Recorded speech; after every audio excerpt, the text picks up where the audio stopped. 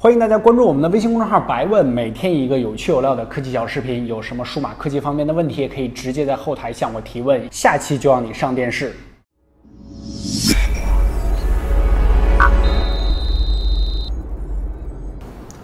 Hello， 大家好，欢迎收看这一期的白问，我是王炯。白问这个小栏目已经很久没有给大家更新了啊，说句抱歉，上一次更新还是去年底还是今年初的啊，反正很久了啊。这个小视频呢，其实就是为了给大家回答问题专门开的。本来咱们这个长的测评视频呢就比较长，如果要是在这个视频后面再加一些回答问题的话呢，整个这个视频的长度，我个人就不太能接受啊。如果要是做这个各个机型的深度体验或者对比测评的话，希望把它们控制在20分钟以内，但是老是超出去，所以说咱们就专门开这个小节目，给大家回答问题用。之前这个白问呢，我们停更了很长一段时间，是因为每天晚上我都固定的回大家这个一定数量的问题，感觉还可以，但是最近的问题真的是非常爆炸。这个就是昨天一天的大家发来的消息的量，所以说从这一期开始呢，我们尽量把这个白问呢给固定下来，每周呢更新一次。我说的是尽量啊，小白说的话不用太在意，集中一下大家这周的问题啊，选出有7、8个、10来个代表性的问题，在视频中集中回答。开始之前呢，先说一下我们的新公众号"白问"，也是这个栏目的专题的一个公众号啊。这个公众号呢，也是一个短视频公众号，每期一个有趣有料的科技小视频，大家可以扫码关注，然后有各种各样的问题都可以在这个后台发过来，小白会集中的给大家解答。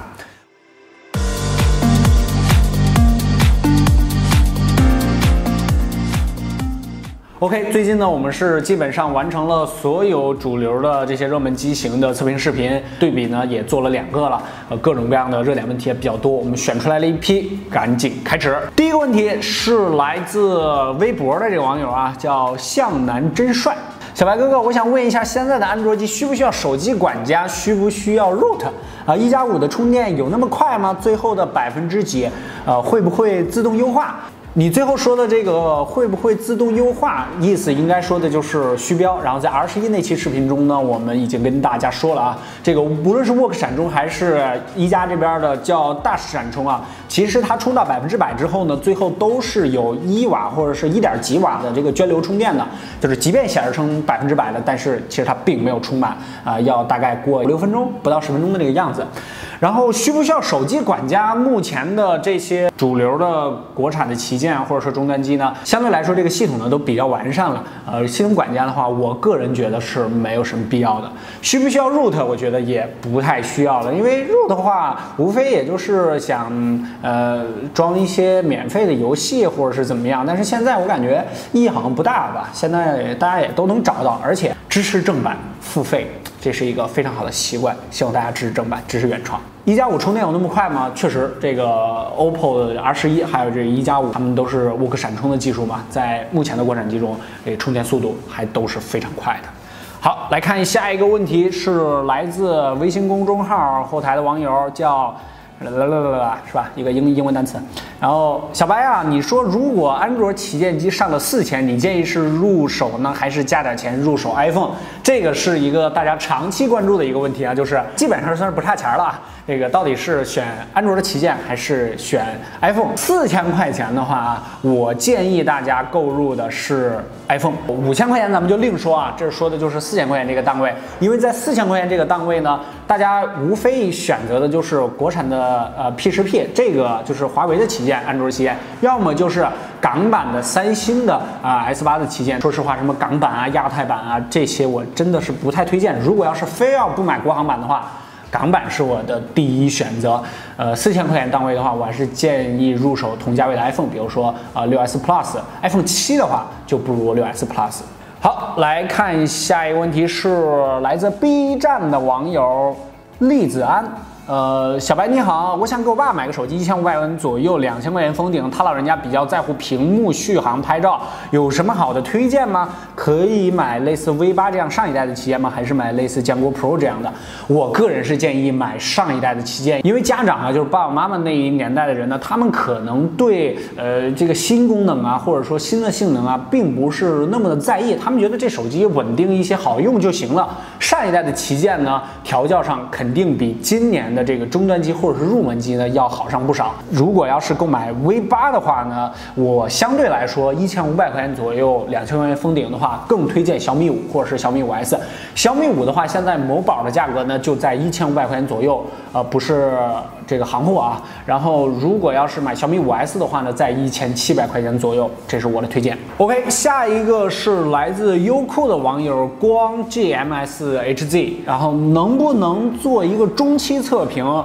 比如说手机使用3到6个月，有没有硬件问题、软件卡不卡等？有很多手机前期还好，可是用几个月硬件和软件都出问题了。为什么选它呢？而且它还有9个赞啊，就是这条留言。其实这个我考虑过，而且也真的尝试过。就比如说小米5，当时呢我就想做一个类似于中期测评的这样一个视频，但是呢后来发现，无论是这个机器的热度，还是这台机器的使用情况，大家都不是那么的 care 了。就是这么说吧，这台机器的关注度呢，是我们做视频的。可以说最重要的一个考量点，或者说自己的兴趣爱好。比如说前几天我做的那个线下之王的那个对比视频，大家一片就是感觉小白你脑子是不是这个秀逗了，是不是被门给夹了之类的，会做这种视频。但是那个就是真正我出于兴趣爱好。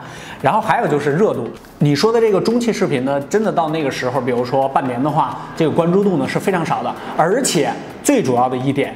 就是3个月可能还好啊，6个月的话，第2代机器基本上都出来了，或者说这个品牌最新的手机早已经发布了，大家这个集中的购买力啊，全部都去买新手机。如果要是汽车的话，可能还好，大家可能关注这个汽车测评的都知道，他们可能会有这个中长期的测评，比如说半年或者是甚至1年的都有。但是对于手机这个迭代非常快速的电子产品来说，中长期的测评，可能难度是比较大的。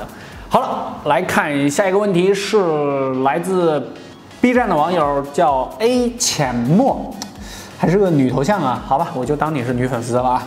白哥你好，我想问一下，现在购买 iPhone 6SP 还合适吗？对比1+5 64G 的，主要是用来玩游戏，看淘宝、京东不卡，能用2-3年。毕竟 6SP 32G 的比1+5 64G 的贵1000块钱，推荐入手哪款呢？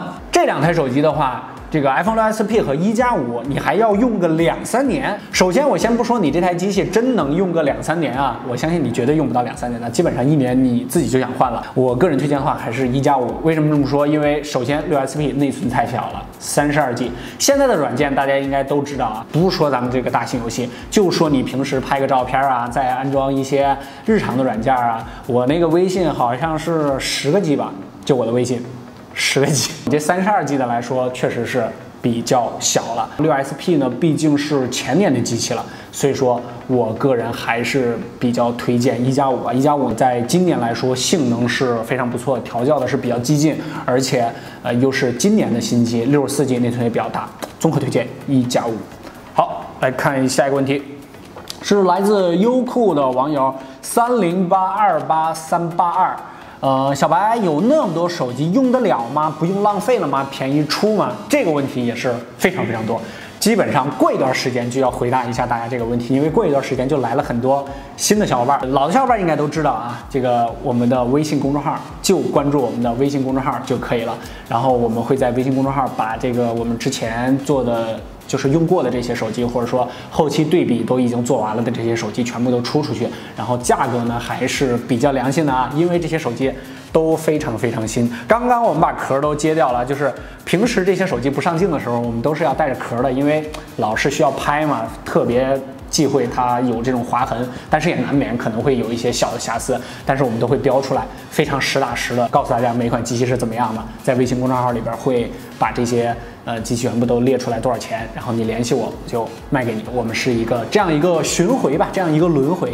OK， 咱们来看下一个问题 ，blue +200来自微博的网友，小白你好，我是白粉，你的视频每期都看，感谢感谢。然后开学想换手机，S8 Plus 和苹果7P 不晓得选哪个，苹果4之后就没有接受过 iOS， 那你接触还是挺早的啊。然后也挺喜欢 S8 那个屏幕，尤其是息屏显示，但是用了这么久，安卓感觉还是不稳，比如打游戏还要考虑关闭其他应用什么的，没有 iOS 用的那么舒服。小白麻烦给个建议呗。其实这个就是2大顶级旗舰的选择，这个问题也是很多人问啊。我个人来说，在这个时间点啊，今天我们录像的时候是7月20号，在这个时间点，我还是推荐 S8 Plus 的。不用我说了，就是 iPhone 8马上就要发布了，那个机器还是非常爆炸的。如果你要是现在买 iPhone 7P 的话，是不划算的。这2台机器的话呢，无论是从各个方面来说，我觉得 S8 Plus 基本上都有碾压之势。除去生态，如果你像我一样，就是用着整个苹果的生态，我可能真的是逃脱不了用这个 iPhone。大家就是在微博上经常会说那么一句话，所以你蹭了这么多手机，还是用 iPhone？ 其实真的不是，就是我基本上是2台手机，就是一个安卓的旗舰，一个是苹果的旗舰。因为我可以说就是被苹果的这一套生态给捆绑了，用它的电脑，然后剪辑软件啊，就各种软件啊都用它的。然后如果要是跟 iPhone 联动的话，会非常非常方便。这个就是生态带来的魅力，就是你进去之后是很难逃脱的。如果要是你没有它别的东西，比如说什么 iPad、手表啊、电脑都没有，就是手机的话，那就是 S8 Plus。无论是从曲面上啊，还是整个这个机器的造型上啊，还有就是处理器方面啊，我觉得 S8 或者 S8 Plus 在今年都是非常不错、非常优秀的一款手机。最主要的是它这一代的曲面屏误触基本上没有了。不过这个咱们在深度测评中也跟大家说过了，就是它的这个解锁确实是有一点点困难，还是希望下一代的 iPhone 或者 iPhone 8能真正的把这个屏下指纹识别给用上。好这个就是我选出来的问题，然后还有2个问题呢是铺天盖地非常多啊，我就没有专门选。就是好多人问小白这个新的魅族的 Pro 7，然后双屏你怎么看？这 Pro 7的双屏啊，首先我先说我担心的地方啊，就是它的操作逻辑。它后面有一个小屏幕，然后根据现在的爆料来说呢，它是可以独立运行的，就是手机关机之后呢也可以用啊。现在的爆料，但是具体机型我还真不知道啊。你说它这边有一个大屏幕，然后谁会看进去一个小屏幕呢？还有一个最重要的问题，如果摔地下的话，你无论哪个着面，你都有屏幕摔碎的风险，而且这个副屏摔坏的话，那这个维修成本有多高呢？这个咱们现在也不知道，反正我估计应该低不了，因为肯定得拆机啊，这那的，你自己可能还修不了。一般的手机问题，我可能自己都能修了。但是如果要是副屏出问题，那可能就真的修不了了，对吧？还有就是说什么用它玩游戏什么的，那我感觉这更不可能了。前面有一大屏，谁会用后边的小屏玩游戏呢？对吧？还有另外一个问题就是小米5X 这台手机，这个手机的话呢是请了吴亦凡代言，这个就非常有意思啊。之前的米粉呢经常吐槽说 OV 啊都是线下请一大堆明星，现在小米也请了，还是吴亦凡。哎，小鲜肉当中，我估计他跟鹿晗他们的广告费应该是最贵的吧？这个你买小米5X 的钱，应该也有一部分肯定是要给吴亦凡的，对吧？这个米粉看怎么说呢？而且这台机器呢，在之前有这个爆料说小米会不会发一款就是新的品牌的时候，就是新的子品牌的时候，我在微信公众号的语音中呢也做过预测，就是它要么就是发一个线下的子品牌，就是专门针对米家线下市场，因为小米现在在主推米家，要么它就是发一个机器专门针对线下。这个小米5X 那就不用想了，肯定是线下，因为这么高辨识度的代言人，然后还有就是双摄。这个价格应该也不会特别贵，但是它的配置应该也不会特别高。不是特别贵，是因为小米整个这个品牌性价比还是做的比较好的，配置不特别高，就是针对线下嘛，利润率肯定要高。毕竟有那么多钱请小鲜肉了，对吧？好了，这一期的白问呢就跟大家聊到这儿。还有就是关注我们的微信公众号，每天一个有趣有料的科技小视频。大家有各种各样的问题，可以在微信公众号后台回复就可以了。不客观，真体验。百问的 slogan 应该是什么？征集百问的 slogan， 在下方留言。问了也白问，问了不白问，感觉不太好啊。征集百问的 slogan 啊，屏幕下方留言。如果要是我们采用了，会寄一份礼品给你。好了，这期视频就到这儿，白问，我们下期再见，拜拜。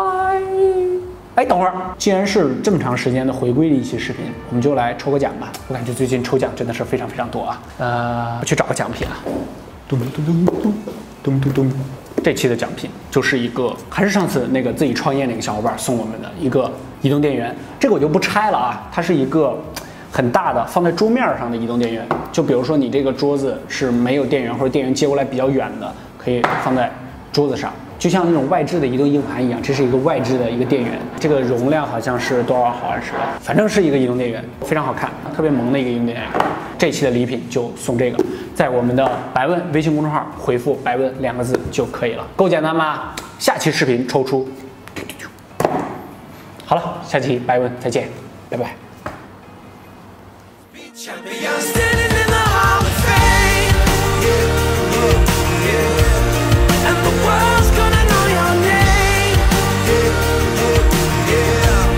Cause you burn with the burn. 始之前呢，先说一个比较重要的事儿，就是我们的公众号白问，每期一个有趣有料的科技小视频。在这期开始，